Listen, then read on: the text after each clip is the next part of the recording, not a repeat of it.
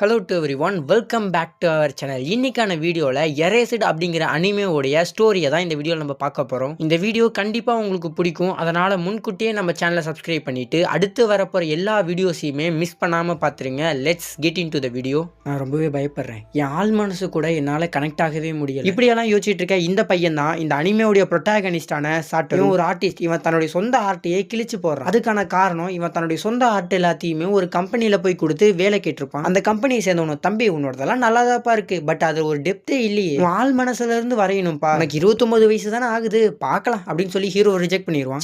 நான் இதை முன்னாடியே பண்ணிருக்கலாம் அப்படின்னு சொல்லி ஹீரோ வீட்டில் ரிக்ரெட் பண்ணிட்டு, என்னால என் ஆள் மனசு கூட இன்ட்ராக்டே பண்ண முடியும் அப்படின்னு சொல்லி ஹீரோ நினைச்சிட்டு இருக்கேன். ஹீரோவுக்கு ஒரு காமிக் ஆர்டிஸ்ட் ஆகணும் தான் ஆசை, பட் இப்போதைக்கு அவனால ஆக முடியாதனால பணத்துக்காக பீஸா டெலிவரி காயா ஒர்க் பண்ணிட்டு இருக்கான். அப்போ ஒரு பொண்ணு ஹீரோவை பார்த்து, ஃபுஜி போற வழியில பசிக்குதுன்னு சொல்லி பீஸா விக்கி இது சாப்பிடாதப்பா அப்படின்னு சொல்ல, ஒருத்தி இவன் என்கிட்ட பேசுறதே 4 வார்த்தைகள் தான், அந்த 4 வார்த்தைகள் இந்த வார்த்தைகள் தான், இவளுக்கும் மற்றவங்கள மாதிரி நம்ம மேல எந்த ஒரு கேருமே இருக்காது அப்படின்னு சொல்லி ஹீரோ நினைச்சிட்டு வண்டியில போயிட்டு இருக்க. அப்ப ஹீரோவுக்கு சம்திங் ஸ்ட்ரேஞ்சா என்னமோ நடக்குது, ஏதோ தப்பா தெரியுது, ஏதோ தப்பா தான் நடக்க போகுது அப்படின்ட்டு ஹீரோ நினைச்சு அங்கேயும் இங்கேயும் சுத்தி முத்தி பார்க்க, அப்போ ஒரு ட்ரக் வரும். அந்த ட்ரக்ல இருக்க டிரைவர் தூங்கிடுவாரு. இங்க வேற குழந்தைங்களா இருக்காங்க, இந்த ட்ரக் வேற இவ்வளவு ஸ்பீட்ல போயிட்டு இருக்கு, யார் மேலாச்சும் மோதிச்சுன்னா என்ன நடக்கும் அப்படின்ட்டு அங்க இருக்க டிரைவர் தட்டி தட்டி பாப்பா, ஐயோ எந்திரியா அப்படின்ட்டு. ஹீரோ எப்படியோ ட்ரை பண்ணி அந்த ஸ்டேரிங்கை இழுத்து அந்த சின்ன பையனை காப்பாத்த, அப்போ ஹீரோவுக்கு நேரா வந்த ஒரு கார்.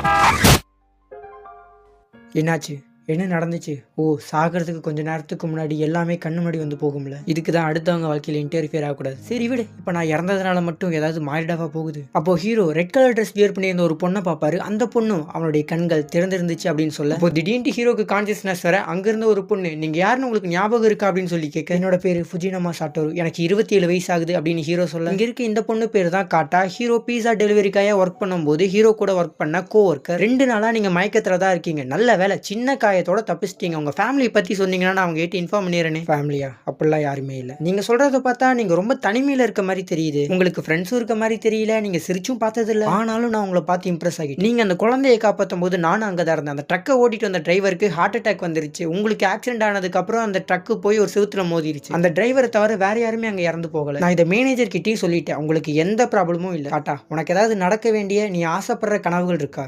இருக்குதே.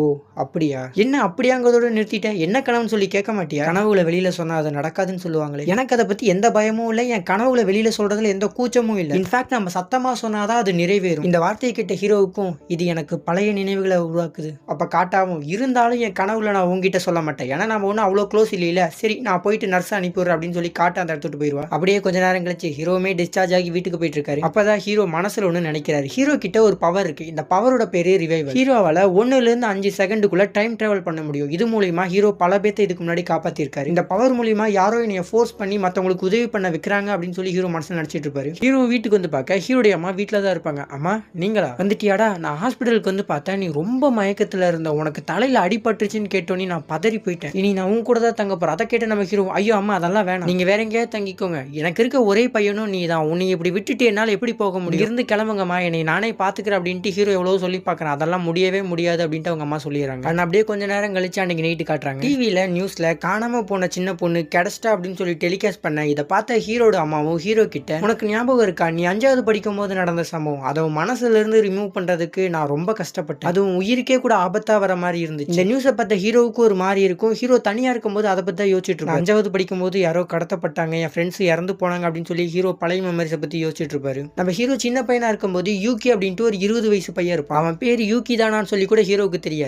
ஹீரோ அவனை யூகி அப்படின்ட்டு சொல்லி தான் கூப்பிடுவான். அந்த டைம்ல ஹீரோ கூட விளையாடிட்டு ரொம்ப க்ளோஸான ஒருத்தனா இருப்பான். அவன் ஹீரோ கிட்ட, உன் கிளாஸ்ல இருக்க பாப்புலரான பையன் எப்பயுமே ஜாலியா தான் இருப்பான், பட் சீரியஸா இருக்க வேண்டிய நேரத்துல ரொம்பவே சீரியஸா இருப்பான், அது போலதான் நீயும் இருக்கணும், ரொம்ப தைரியமா இருக்கணும், எதுக்கு கூச்சப்படக்கூடாது அப்படின்ட்டு ஹீரோட்ட சிரிச்சுக்கிட்டே சொன்ன அவன் தான். கடத்தியதும் கொலை செஞ்சது யாரு அப்படின்னு சொல்லி போலீஸ் தேடி கண்டுபிடிச்சு அரெஸ்ட் பண்ண அந்த ஒருத்தனும் இவன் தான். அதாவது கிட்னாப் பண்ணி ஹீரோட ஃப்ரெண்ட்ஸை கில் பண்ணது இந்த யூகி தான் அப்படிங்கிறபடி ஹீரோ சொல்றான். ஆனா அப்படியே சீனை சேவ் பண்ணி அடுத்த நாள் காட்டுறாங்க. ஹீரோட அம்மாவும் ஹீரோவும் ஷாப்பிங் பண்ணிட்டு வர, திடீர்னு ஹீரோவுக்கு அந்த ரிவைவல் பவர் ஆக்டிவேட் ஆன மாதிரி நடக்க, ஐயோ என்ன நடக்க போகுது, யாருக்கு என்ன நடக்க போகுது, ஹீரோ சுத்தி முத்தி அப்படி இப்படின்னு பார்க்க ஹீரோட அம்மா, என்னடா பண்ற அம்மா, நீங்க ஏதாவது டிஃபரெண்டா நோட் பண்ணா என்கிட்ட சொல்லுங்க அப்படின்ட்டு ஹீரோ சொல்ல, என்னது இது, ரொம்ப வருஷத்துக்கு முன்னாடி அந்த ஃபயர் ஆக்சிடென்ட் நடந்த போது இவன் என்ன மாதிரி நடந்துக்கிட்டானோ அதேபடி இப்பயும் நடந்துக்கிறானே. இதை ஹீரோட அம்மா மனசுல நினைச்சுக்கிட்டு அவங்களும் சுத்தியும் முத்தியும் பார்க்க, எவனோ ஒருத்தன் ஏதோ ஒரு சின்ன பொண்ணை கையை பிடிச்சி கார் வரைக்கும் கூட்டிட்டு போய் அந்த பொண்ணை அங்கேயே விட்டுட்டு கிளம்பி போயிடுறான். எதுவும் பெருசா நடக்கிற மாதிரியே தெரியாது. அப்ப அங்கிருந்து யாரோ ஒருத்தர் ஃபுஜி அப்படின்னு சொல்லி கத்து, யாருன்னு பார்த்தா அந்த காட்டோ. அப்படியே 3 பேர் நடந்து போயிட்டு இருக்க ஹீரோடைய அம்மா அந்த காட்டை கிட்ட, இன்னைக்கு ஒரு நாள் நாள் நைட்டு சாப்பிட்றதுக்கு எங்க வீட்டுக்கு வரி அப்படின்னு சொல்லி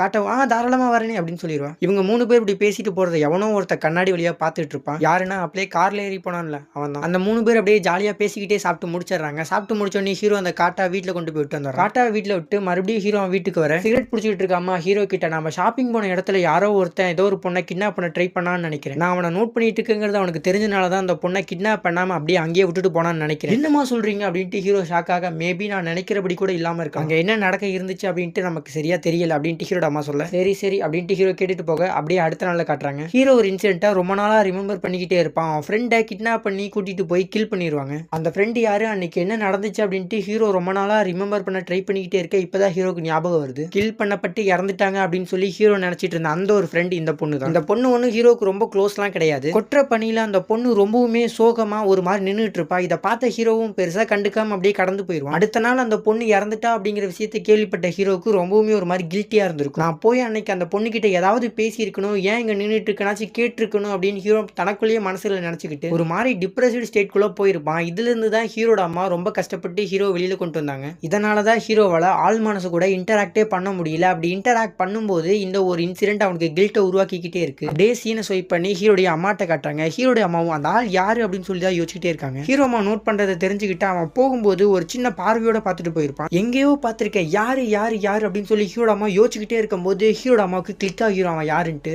அவங்க அவங்களுடைய பழைய ஃப்ரெண்ட்ஸ் எல்லாத்துக்கும் ஃபோன் பண்ணி 18 வருஷத்துக்கு முன்னாடி என்ன நடந்துச்சு அப்படின்னு சொல்லி பேசி இன்ஃபர்மேஷன்ஸை கலெக்ட் பண்ணி ஹீரோட அம்மாவுக்கு தெளிவா தெரிஞ்சிருச்சு யார் இந்த கிட்னாப்பர். 18 வருஷத்துக்கு முன்னாடி நடந்த அந்த ஒரு கிட்னாப் அண்ட் கில்ல இவன் தான் பண்ணா அப்படின்ட்டு. யூகி மேல எந்த ஒரு தப்பும் இல்ல, இவன் தான் அதுக்கு காரணமா இருக்கும். இதை எப்படியாவது நான் ஃபுஜி கிட்ட சொல்லணும் அப்படின்னு சொல்லி அவங்க அம்மா நினைச்சு டோர் ஓப்பன் ஆகிற சத்தம் கேட்கும் போது ஃபுஜி வந்துட்டியாப்பா அப்படின்னு சொல்லி ஹீரோட அம்மாவை திரும்ப போக அவன் கத்திலே குத்திடுவான் ஹீரோட அம்மாவை. யார் இதை பண்ணது அப்படின்னு சொல்லி ஹீரோட அம்மா ஃபேஸை பார்க்க, நீ தானாடா நினைச்சேன், இதை எப்படியாச்சும் ஃபுஜி கிட்ட சொல்லணும் அப்படின்ட்டு ஹீரோ அம்மா அந்த போன் எடுக்க ட்ரை பண்ண. சின்ன வயசுல ஹீரோ யூகில இந்த கிட்னாப் அண்ட் கில்லுக்கு காரணமா இருக்கவே மாட்டான், இதை வேற யாராவது பண்ணியிருப்பாங்க, எனக்கு நல்லா தெரியும் யூகி இதை பண்றதுக்கு வாய்ப்பே இல்ல. ஹீரோ அப்ப சொன்னதை யாருமே நம்பியிருக்க மாட்டாங்க. ஈவன் அவங்க அம்மா கூட இன்ஃபார்ம் பண்ண ட்ரை பண்ற அந்த ஒரு போனை அந்த ஹிடன் கை தூக்கிக்கும். நீ மன்னிச்சிரு ஃபுஜி, அன்னைக்கு நீ சொன்னதை நானாச்சும் நம்பியிருக்கணும் அப்படின்ட்டு ஹீரோட அம்மா மனசில் நினைக்க தான் பையனோட இருந்த கடைசி தருணங்கள் எல்லாமே அவங்க அம்மாவுக்கு ஞாபகம் வந்து இறந்து போறாங்க. ஹீரோவும் வேலையெல்லாம் முடிச்சுட்டு வீட்டுக்கு வர அந்த ஹிடன் கை அப்படியே ஹீரோவை கிராஸ் பண்ணி போறான். ஹீரோடைய வீட்டு டோர் ஓப்பன்ல இருக்கிறத பார்த்துக்கிட்டு யாரா இவன் புதுசா இருக்கான் அப்படின்ட்டு ஹீரோ போக கீழே இருக்க அந்த துண்டு பேப்பர் எடுத்து பாக்கெட்டுக்குள்ள வச்சுட்டு அம்மா எங்க இருக்கீங்க அப்படின்னு சொல்லிட்டு ஹாலுக்கு போக ஹீரோடைய அம்மா ரத்த வெள்ளத்துல இருக்க அம்மா